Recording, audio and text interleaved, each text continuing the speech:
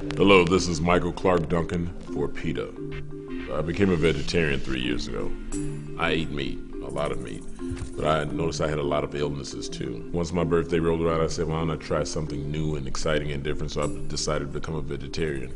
And PETA is at the forefront of vegetarianism, veganism, and I just wanted to try something different. And when you guys contacted me, it was like a no-brainer. I was excited to do it. I looked at a video called Meet Your Meat, and I didn't know that was your video. I never knew what the process was from that animal to my plate.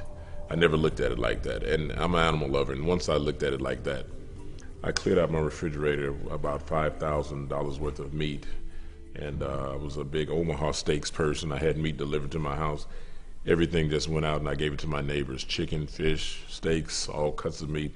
It just went out. And then I read a book called Skinny Bitch, and they have another one out called Skinny Bastard. So I read both of them, and just the things that was in there, the things that you don't know about the meat, the process, what goes into what you're actually eating, and the fact that this meat stays in your system for so many years and it's rotting inside your stomach.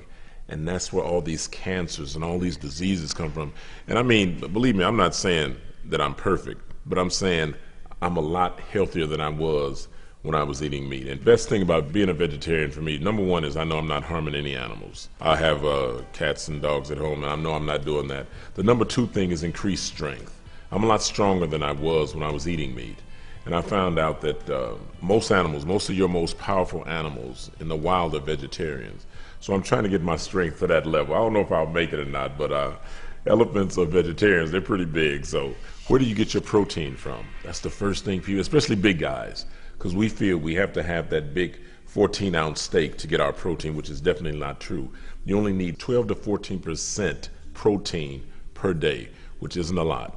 And I get that in beans, I get that in legumes, I get that in my fruit juices, vegetables, potatoes, everything that I eat. So for guys out there, don't think that you have to have these gigantic steaks to get your protein. Just think about this for one thing. The more you work out, you're going to burn. The protein you put in from the beans, legumes, fresh fruits and vegetables will last way longer, and you'll get more out of it than you will in that 12 ounces of meat. I have 3 fish, and then there's Lucy. There's Big Papa, who's the only male, Bunny, Snowflake, Whiskers, Pinky, and Mimi.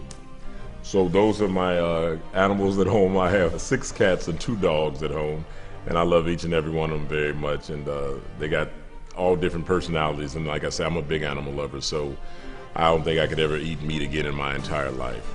And those are my babies. For more information about vegetarianism and how to help animals, go to PETA.org. You won't regret it.